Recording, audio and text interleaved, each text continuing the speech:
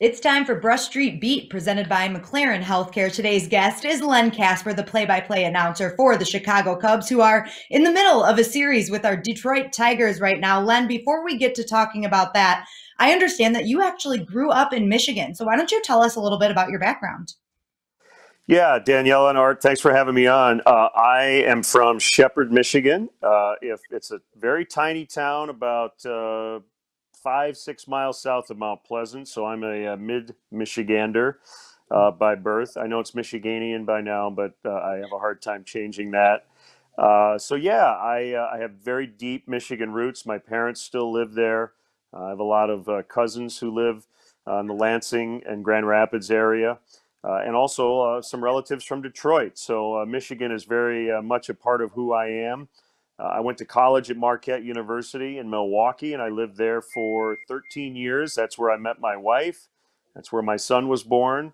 And we had a little detour in South Florida when I worked for the Marlins for 3 years, but now I've been in Chicago for 16. So I guess when you talk about where my home is, I just feel like I'm a Midwesterner, and I've been fortunate to live in a few different places, but a very similar vibe in Wisconsin, Illinois, and Michigan. Len, this is actually kind of a twofold question. Obviously, you want to hear a couple about your influences growing up, but why are so many people, it seems, from Michigan, major league announcers? Whether it's play by play and radio or television. I mean, every time I turn around, I'm running into somebody who's from Michigan like me. That's a great question. So if you go down the list, so Paul Carey is from where I'm from, and actually my first job in radio was working at a small station in my hometown for Mike Carey, who is the nephew of the late Paul Carey. And I grew up, and we get into my heroes. Ernie and Paul were my guys. But yeah, Dick Enberg went to Central Michigan. Joe Davis, the voice of the Dodgers and on Fox. Dan Dickerson. Yeah, you go down the list. Matt Shepard. I mean, it is pretty incredible that Michigan's been the hotbed of announcers. And yeah, maybe it comes back to Ernie being such a big influence on people. I know he's the reason I'm doing what I do. And when I was 12 and 13 years old, all I dreamed about is doing that job for a living. And I've been very fortunate to do it. Ernie Harwell, that's a good role model to have there, Len. And hey, you're doing it. That's pretty awesome. But a question now about baseball. The Cubs are on top of the NL Central right now, and they had a pretty I don't even know what the word would be. They beat the Tigers last night. They played really, really well. So what has been the key factor in the success of the Cubs so far this season? Well, they got off to a very good start. They were 13-3 through 16. They haven't been quite as good since. They have been largely healthy. They've started to battle a few injuries. Chris Bryant, their star third baseman, has been out here recently. They're going to get a couple of pitchers back in this series, Tyler Chatwood and Jose Quintana. But, the starting rotation has been largely excellent. And a lot of teams, and obviously the Tigers are one of those teams, not getting a lot of deep starts from their starting pitchers. The Cubs have. And I think that's helped a lot. And when this offense is at its best, and I think you saw it in game one, they are hitting the ball out of the ballpark. They do take a lot of walks.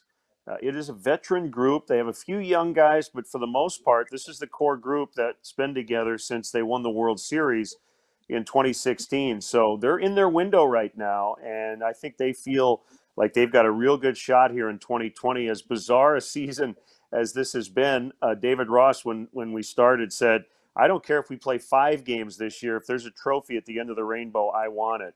And they've played like it so far. I like that. Yeah. Last night you saw obviously one of the Tigers' top prospects, one of the top prospects in all of baseball. I know it was like 3 1/3 innings or something, but were you able to develop any kind of opinion on Casey Mize at all? I thought two things. The stuff really plays. The splitter is a plus pitch, and that's a pitch. If his fastball is good, he's going to strike out a lot of guys. And I thought he showed a lot of poise too, and that's the one thing we talked about on our broadcast. My partner is a former big league pitcher, Jim DeShays, and he said you really look for when a young pitcher goes through some struggles. It's easy to kind of have that confidence and that strut on the mound when you go 1, 2, 3 in the first like he did. He struggled a little later in the start, but it didn't seem to rattle him. And that's not a surprise considering he was the top overall pick. You're not only drafting stuff, but you're drafting the character. And he looked the part, and he's going to go through some struggles. That's the one thing you can absolutely count on at the big league level, no matter who you are, even if your name is Mike Trout or Jacob deGrom or Justin Verlander. Failure is always right around the corner, and it's those guys who handle failure, are able to put the bad outings in the rearview mirror and just move ahead. Those end up becoming the greats. And as I said, I thought he looked the part last night.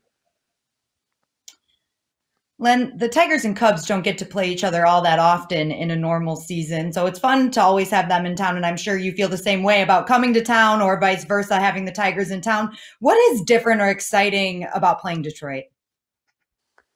Well, it's very personal for me. I wish we played the Tigers a lot more often. And, what's really disappointing for me, and this is just part of pandemic baseball, is that we're in Chicago while the Cubs are in Detroit. And, I loved the city. I try to get to Detroit every offseason to catch a Red Wings game. And by the way, I am so impressed with what they've done with Little Caesars Arena. I think it's in a perfect part of town. You have all four teams right there within a couple of blocks, and it's just been tremendous. So to not be at Comerica Park this week is killing me, but it is fun when the Cubs and Tigers play. I think we come there next year as part of interleague play, and it is fun. The Tigers have had the Cubs number in interleague play going back to '97, but unfortunately, as you said, it's only every 3 or 4 years. Len, when I read the game notes after the game. I waddled through them after last night's game, but I found out that the Cubs won their 11,000th game in franchise history, which is the second most in Major League Baseball. Now, forgive me, and I know you grew up a Detroit fan, but I did not realize that the Cubs had won that many games. I can remember them as the team that played all in afternoon games at Wrigley Field. The history that you have when the Cubs and Tigers, who have met a lot in the World Series too, this is kind of a strange rivalry, but yet it's Detroit-Chicago. This is a pretty big rivalry between the Tigers and the Cubs. Yeah, it is, Art. And here are a couple of notes. So the Cubs won their first ever game. They weren't the Cubs. They were the White Stockings back in 1876. They have never been, as a franchise, you look at their all-time record, so cumulative record. They've never been under 500. They're the only active franchise that can make that claim. So when you hear the term lovable losers, you think of the Chicago Cubs, and they really haven't been lovable losers. They just hadn't won the big one for 108 years, right, between 1908 and 2016. So the Giants franchise is number one. They've got like 11,200 wins. The Cubs franchise is second, and I want to say the Dodgers might be, or the Braves might be third. And I hate to do this, but I'm going to do it because I'm talking to friends from Detroit. To me, the lovable losers are the Lions because they have literally lost. My father has not missed a Lions game since they won the championship in '57, and they're going to win one. He's now in his mid-70s. They're going to win one someday, and hopefully soon. God, I'll light a candle today then for your dad and you, Len, because that is going to be quite an accomplishment when it happens. I can't wait for it too. I'm only 26 and I'm still waiting for it. I want it so bad too. So I'm with your dad on that one, even though he's been enduring it a lot longer than I have. One last question for you tonight. We've got Tyler Chatwood and Spencer Turnbull, the starting pitchers for the game. What are you expecting to see the rest of this series? Well, Chatwood was on the injured list with a back issue, and you always worry a little bit about that first start back. Can't imagine he'll be stretched out too much. Jose Quintana, who's been a career starter, also scheduled to be back, but it'll be kind of a piggyback situation likely tonight. So you may see Chatwood for 3, 4, 5 innings, and you may see Quintana behind him for 3 or 4. And the Cubs don't do this a whole lot. They're a pretty traditional team. in terms of their starting pitching. It won't be an opener situation. They'll try to get him fairly deep into the game, but you might see those two guys tonight. And yeah, we'll see how the Cubs offense looks after busting out of it last night. Well, Len, thank you so much for taking the time to join us. We were really happy to talk to you. Very cool story. And go Tigers, I think, even though I think you have to say go Cubs, but we're going to say go Tigers. Again, thank you for joining us. And a big thank you to McLaren Healthcare for presenting Brush Street Beat right here on the Word on Woodward.